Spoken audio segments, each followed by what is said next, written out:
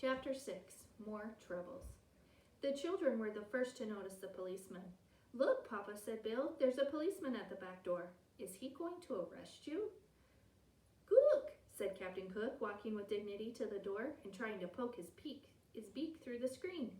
"Is this 432 Proudfoot Avenue?" "It is," answered Mr. Popper. "Well, I guess this is the place all right," said the policeman, and he pointed down to Captain Cook. "Is that thing yours?" "Yes, it is," said Mr. Popper proudly. "And now what do you do for a living?" asked the policeman sternly. "Papa is an artist," said Janie. "He's always getting paint and calcimine all over his clothes," said Bill. "I'm a house painter, a decorator," said Mr. Popper. "Won't you come in?" "I won't," said the policeman, "unless I have to." "Ha ha," said Bill, "the policeman is afraid of Captain Cook." "Gah!" said the penguin, opening his red beak wide as if he wanted to laugh at the policeman. "Can it talk?" asked the policeman. "What is it? A giant parrot?" "It's a penguin," said Janie. "We keep it for a pet." "Well, if it's only a bird," said the policeman, lifting his cap to scratch his head in a puzzled sort of way. "From the way that fellow with the tool bag yelled at me outside the house, I thought there was a lion loose in here." "Mama says Papa's hair looks like a lion sometimes," said Bill. "Keep still, Bill," said Janie. "The policeman doesn't care how Papa's hair looks." The policeman now scratched his chin. "If it's only a bird, I suppose it will be okay if you keep him in a cage." "We'll keep him in the icebox," said Bill. "You can put it in the icebox for all I care," said the policeman. "What kind of bird did you say it was?" "A penguin," answered Mr. Popper. "And by the way, I might want to take him walking with me. Would it be all right if I kept him on a leash?"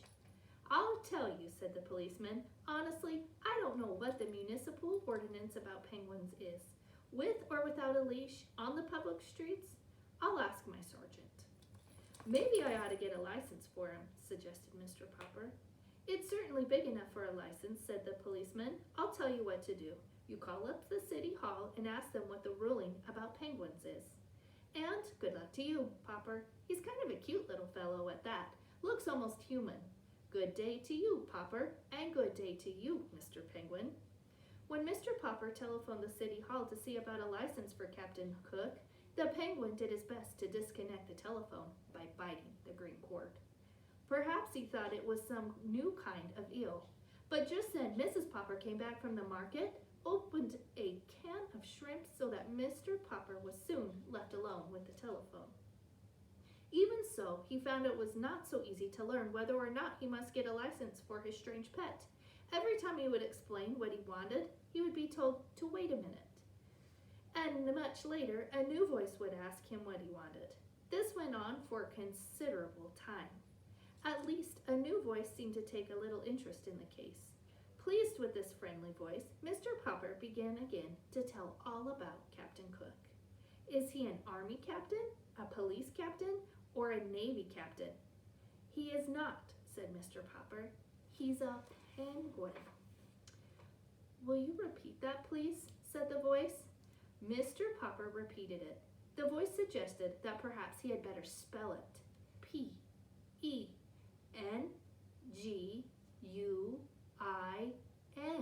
said Mr. Popper. "Penguin." "Oh," said the voice, "you mean that Captain Cook's first name is Benjamin?" "Not Benjamin. Penguin. It's a bird," said Mr. Popper. "Do you mean," said the phone in his ear, "that Captain Cook wishes a license to shoot birds?" "I am sorry. The bird hunting season does not open until November. And please try to speak a little more distinctly. Mr. Topper, did you say your name is?" "My name is Popper, not Topper," shouted Mr. Popper. "Yes, Mr. Potter. Now I can hear you quite clearly."